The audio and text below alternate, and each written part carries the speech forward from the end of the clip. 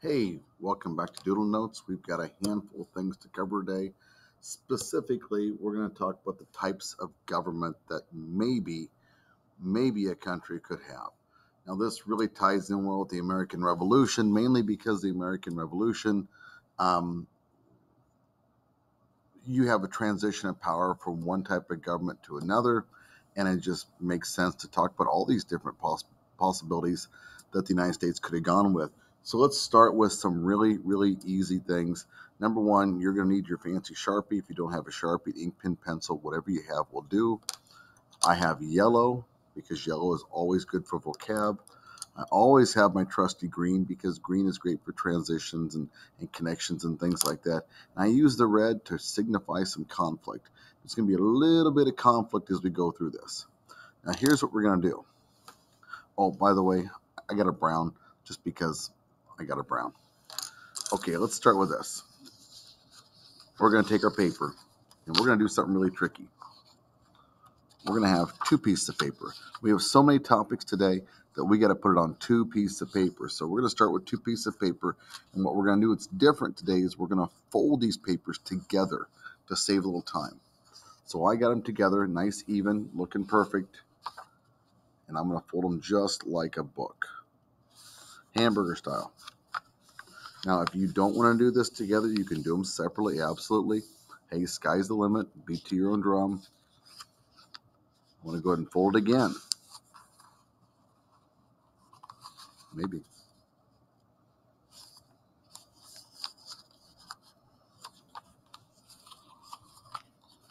It's a little harder with two pieces of paper. I'm going to fold it again. You look at this corner right here. See this little corner? This is the one where all the creases meet. That's the corner, not the one that's got all the pages that open up. Just the closed corners. I'm going to take about a finger width, and I'm going to go and fold over just like I'm building a paper airplane, or just like I'm putting down a sheet on a bed. I got a little triangle there. So when I open that up, you will notice that I have a diamond. And more importantly, I have two diamonds. Whoa, it's magic. So let's take the first page and we're going to set it over here. And we're going to get the old trusty Sharpie out. And we're going to build ourselves a roundabout. And the roundabout's going to help us because it's going to help us label our page and make our connections between all these things. When I do the roundabout, I'm just going to start this way. I don't necessarily use the full line. I just offset it a little bit, about a finger width apart. Do it again. It's not perfect, but that's okay. Perfection is not in our motto. Now it looks like kind of like those wind dingy things in the wind in people's yards. But I'm going to turn them into arrows.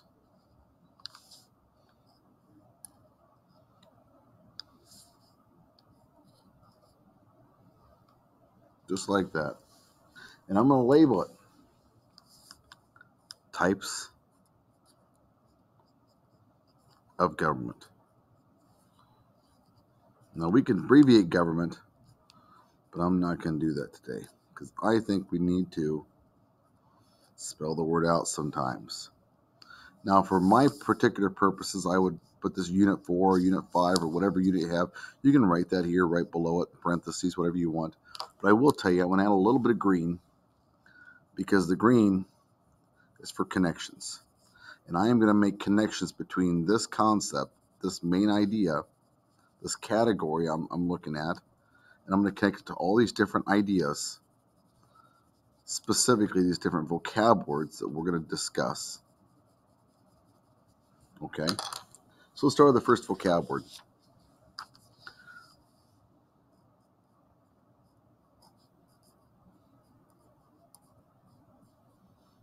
If you don't know what that word is, it says anarchy. And anarchy is actually something that is not always wanted, but sometimes it is. There are people who are called anarchists. And anarchists really support the idea of getting rid of all governments. You notice how I'm managing two pens at once? Because I'm very, very special. I'm very cool. A lot of people aren't as cool as I am because they can't handle two pens at once, but I certainly can. Okay, so this is what anarchy is. Anarchy is no government. Here's my abbreviation again. No set of rules. Now, if you were to look this definition up in Wikipedia or in dictionary or something like that, it might look different. In fact, I'm going to guarantee it will. This is the no frills, simple, shaved down definition. It's just the idea of no government. And when I talk about government, I talk about laws and things like that. Usually what I will do is I will create this little document that goes along with it. Reminds me of the old style scrolls and stuff like that.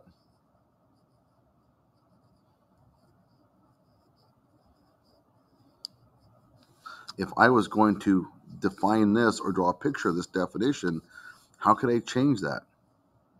Well, people do it their own way, but me personally,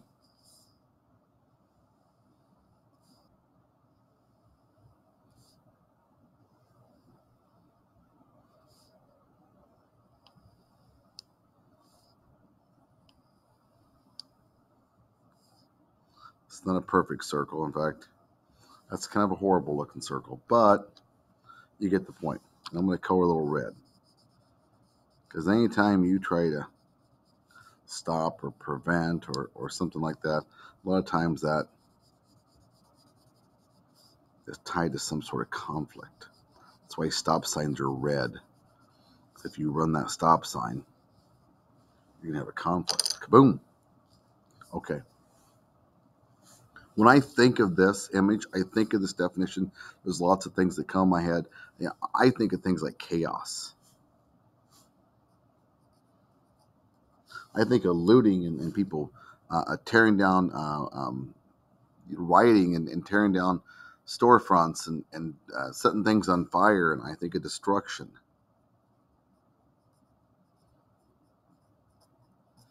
I start thinking about if you don't have any government, you don't have any leadership, somebody is going to step up and take a leadership role. Whether it's a good person or a bad person, people are going to do that. And I'd refer that to the idea of something called mob rule. Well, the mob is going to take, and this is a tough situation. Imagine being in school and having no rules. Every time I ask this question, every single class says the same thing. There'd be fights everywhere. Well, in my book, that's pretty darn dangerous. Do you really want a place where there's fights everywhere? No one is safe? All these things are, like I said, things that pop up in my head. And I put these in little think aloud clouds because when I'm thinking about anarchy, when I'm thinking about this image I have drawn here, I want these visuals to pop up in my head.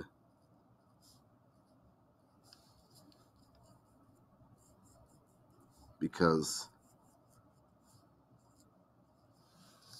that's exactly what you get with anarchy. Okay, that takes us to our second item. It's a term called monarchy.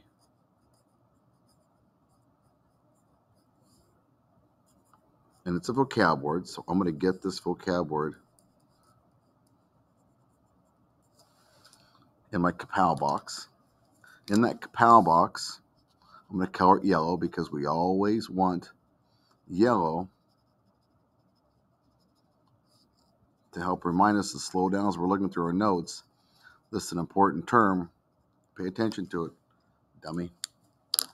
I'm calling myself a dummy. You guys are all geniuses. Okay. What's a monarchy? I think a lot of people know what a monarchy is. This is where we started. This is where our country began because our country was not the country it is now. It started off as being owned by another country, which was England, which it was and is a monarchy. And a monarchy is a government ruled by a what? By a what? Anyone? Anyone? King or queen? Now, if I want a picture to remind me what a king and queen is, well, it's a pretty easy one. How about drawing a crown? You know, it's kind of funny. All day long, I look at kids and I see kids walk around. They look like they got hairdos that look like this crown. Maybe it looks like Bart Simpson, if you know who that is anymore. That's an old cartoon that's been around for a long time. But in reality, it's none of that. It's just a crown. And when we talk about kings and queens, there are two different kinds of kings and queens we could be talking about. One is an absolute monarch. The other one is something they call a constitutional monarch. And an absolute monarch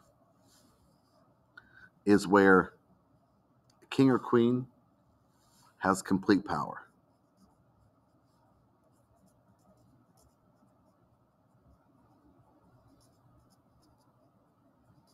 So what they say is what they go, or what goes. At one point, England was an absolute monarch. Their king had complete power, they had complete control. But over time, that power is kind of nibbled away and disappeared to where they are absolutely now at this point a constitutional monarchy.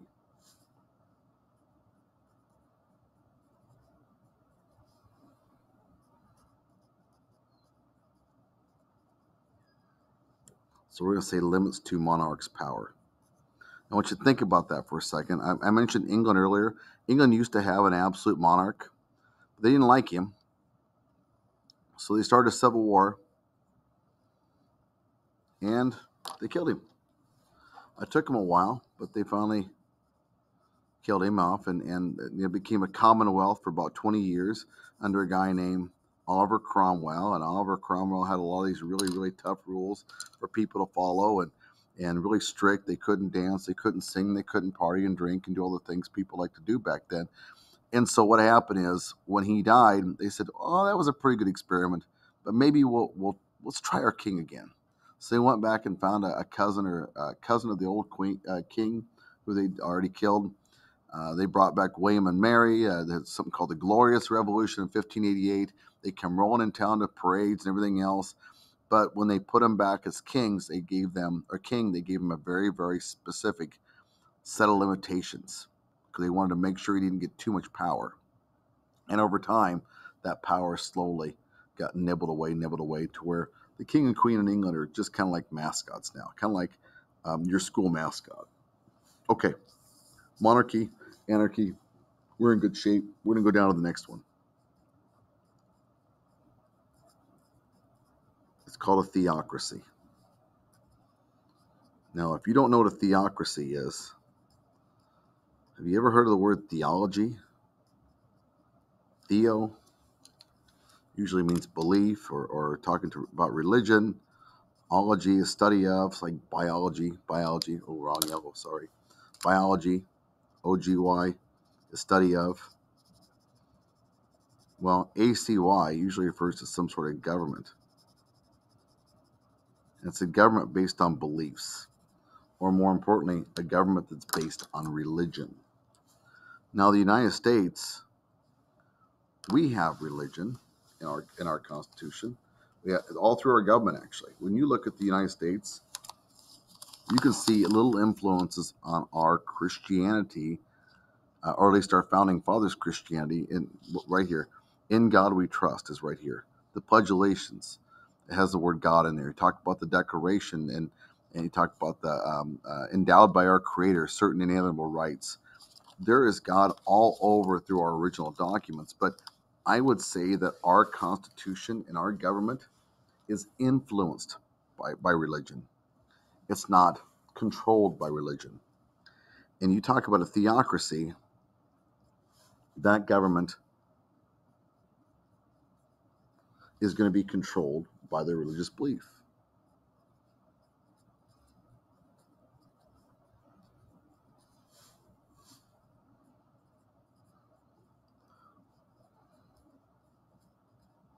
One of the best examples I have for this is when you look at Afghanistan. Afghanistan is controlled now, once again, by the Taliban. the Taliban have a lot of rules in place specifically on women, restricting their rights because that is in line with their religious beliefs. And so women have to, they can't hold certain jobs.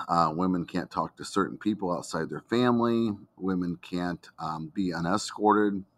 Women can't necessarily show their face in public, so they have to be fully covered in many parts of Afghanistan. At least traditionally, they have been like that. Saudi Arabia has a lot of beliefs that dominate their legal system. Women couldn't drive cars for the longest time. They couldn't hold public office for the longest time. So there's lots of things that there's a lot of countries around the world that are still closely tied to theocracy. And some of those countries, the best examples we have would be in the Middle East. So what's this going to look like?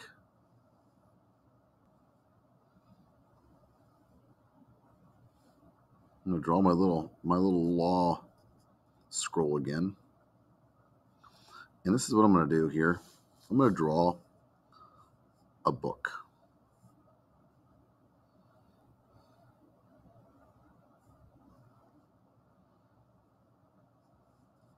I'm going to label this Holy Book. This is where my brown's going to come into play.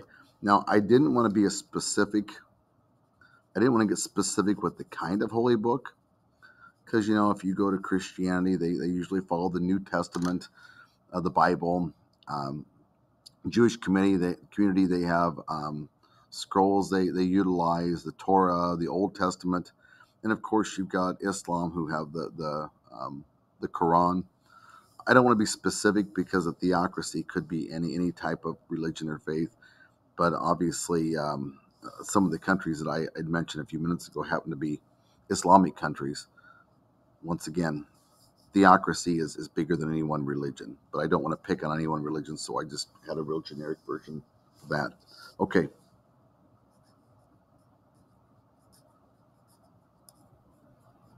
An oligarchy.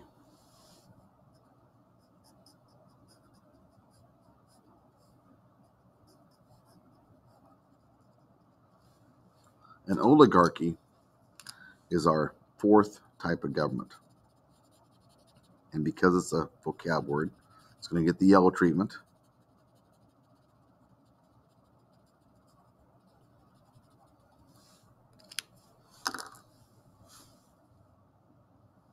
And an oligarchy is a government that is ruled by a small group of people.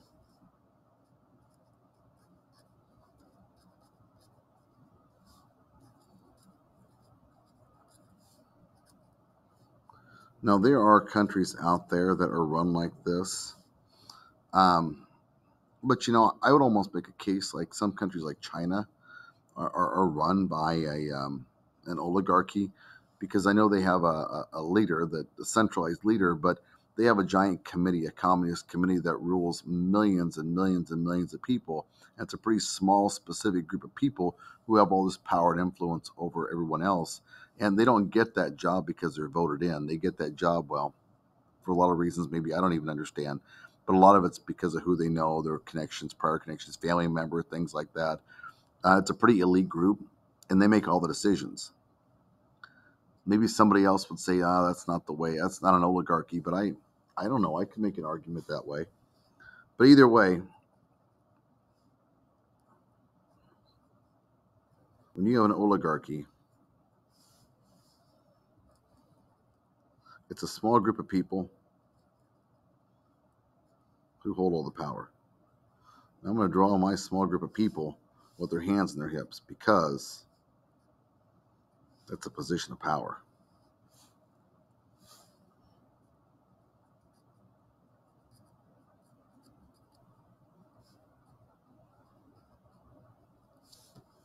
And that's my picture for them. I'm going to finish off this page. I separate in my different sections here. And that is our first page of types of government. But we're not done. So if you need to stop the page, take a quick look at it, take a photograph of it, finish it up, whatever you got to do, But we're going to keep moving because that's what we do. We are movers and we are shakers. And we're going to go to page 2. And page 2 is a little bit different because we got our diamond, right? We only got 2 more things left. So what we're going to do is we're going to go down here and we're going to close out these bottom sections. Just like that. And then we're going to offset that line. Make an arrow here.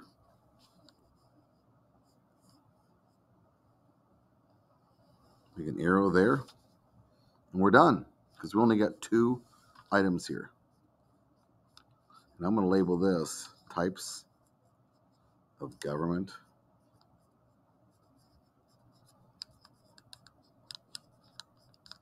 part 2. Or, if you like to say it in Spanish, part dos. See, I bet you didn't know I was bilingual. I'm pretty smart. Okay.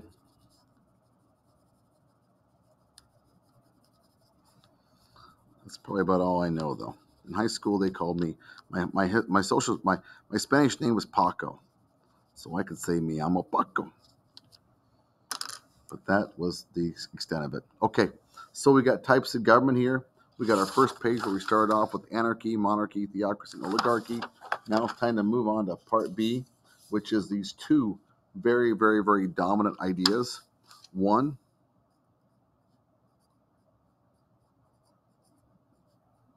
is something called an authoritarian government.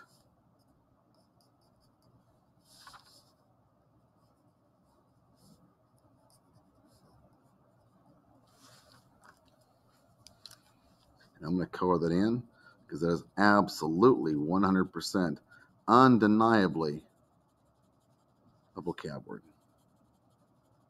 In case you didn't know, it's in the Kapow box and it's yellow. Those are very good indicators. And the other term I'm going to put on this paper is something I hope you all know. It's democracy.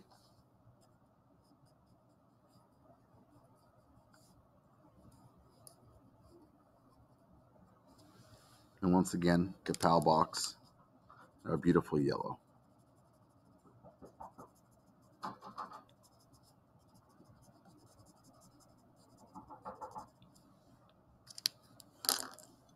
And we're going to make some definitions here. An authoritarian is where one person rules with full authority.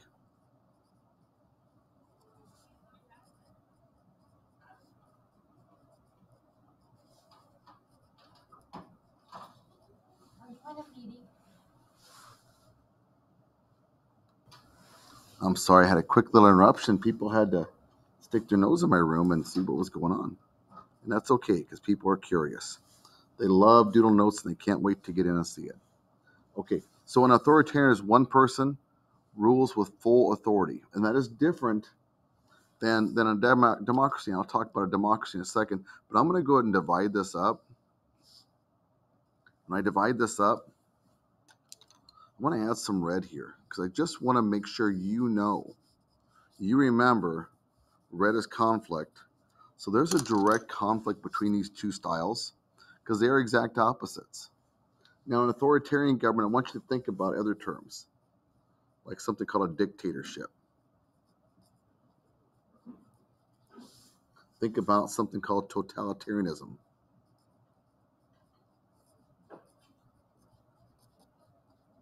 And I've got a whole separate video for all totalitarianism. You can watch that. You'll become a genius when you're done. But I have these little think aloud clouds because as I think about these things, these are what pop into my head. This is what authoritarian governments look like. And if you don't know historically what those might be, think about like Adolf Hitler, very, very famous. Think of North Korea, the country is an authoritarian government. These governments are ruled by the authority of one person. So the tough thing about dictatorships and totalitarianism, especially totalitarianism, is those leaders have total control. And we also can look at these people and realize, you know what? These rulers are not held accountable.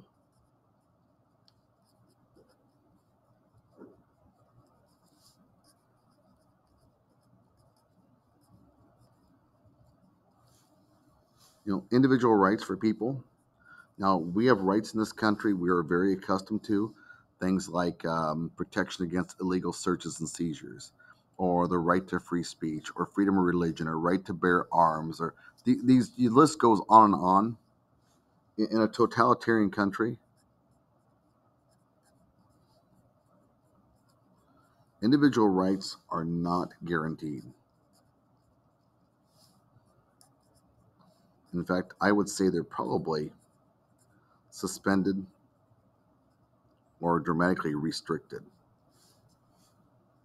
And, if you are a dictator, more than likely, people just don't wake up one morning and say, hey, you know what, let's have a dictatorship. Dictators typically take power through violence. And once they get that power, they keep that power through violence. So they rule through violence and fear.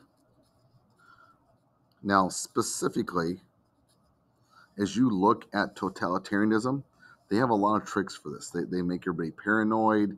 They control the education system. They will have a secret police that just terrify people because you never know what they're going to do or who they're going to kidnap and take away. They control the army. They have all the news and media. They have control all these different things. This is how they set up a system to where they can always keep people in check, and that's why they maintain power.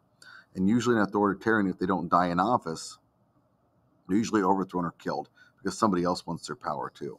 It's a very, very, very violent existence for the people who are ruled, and sometimes for the people who are doing the ruling.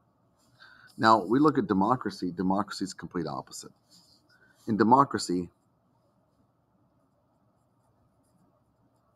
people choose.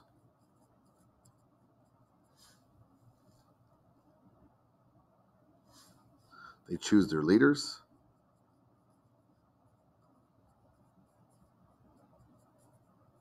and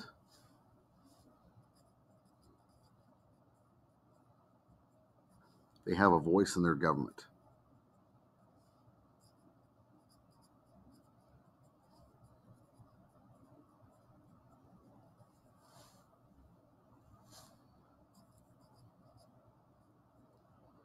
That's really, really important because it's obviously a lot different than what's going on over here. And when I think about what this looks like,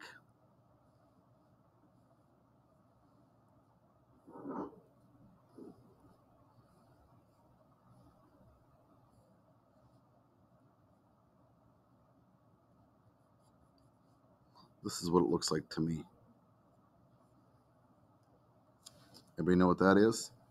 Yay, it's a ballot box.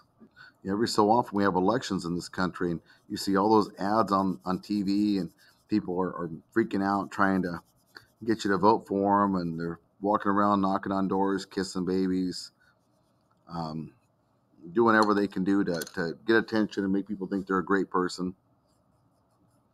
And then if they lose,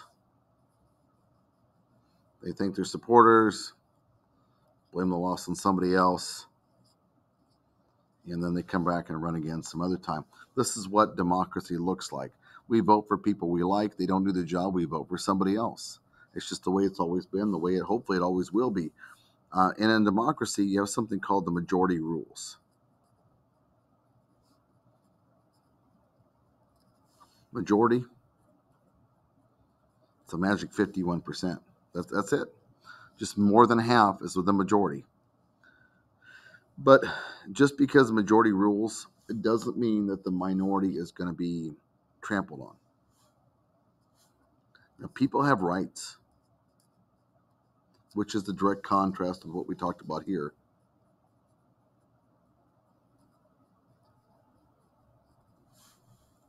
And when I say rights, I really want to take that back to the minority.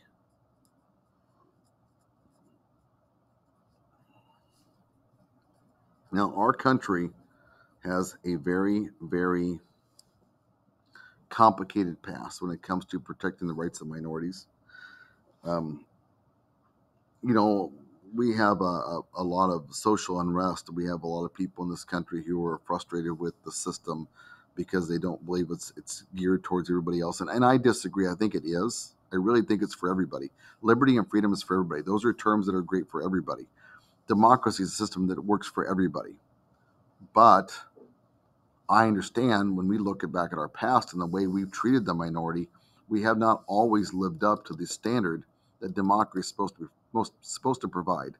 So that makes perfect sense to me that people are upset or frustrated or concerned.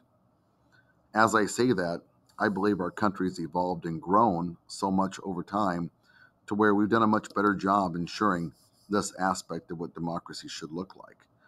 Not all democracies guarantee this, but we do.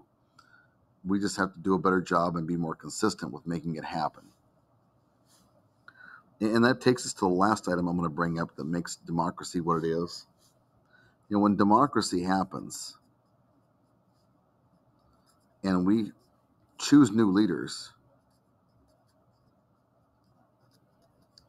what makes our country so unique is we always have had a wonderful history of having these smooth transition of power from one group to the next. So whether it's a Democrat or Republican or independent or a know-nothing party or a federalist, anti-federalist, a Whig party, whatever parties we've had in our country who have actually had the power of the presidency or worked in Congress, if they lose, then there's always been this really, really good, smooth transition from one group to the next. Now, I know we've had some hiccups now and then. Sometimes we'll have fights, we'll have recounts of votes. We had a riot 2 years ago, roughly, or a couple years ago, when Donald Trump was leaving office, people at the Capitol White House steps. Yes, I know that's not necessarily good. That doesn't look like smooth transition of power. But in reality, we recovered just fine. As long as we keep remembering the importance of what democracy is, and in these elections, we protect the integrity of elections, and we respect the fact that the majority rules. And it's your job to get the majority on your side if you have a different set of ideas. Then our democracy is going to continue to flourish. So that's a real down and dirty. We have some terms here, types of government. I just covered authoritarian and democracy. Check out my video on totalitarianism. I guarantee it's a keep you up at night. It's so entertaining. And we have anarchy, monarchy, oligarchy, and theocracy. That's it. Good job. Thank you very much. And we will see you later.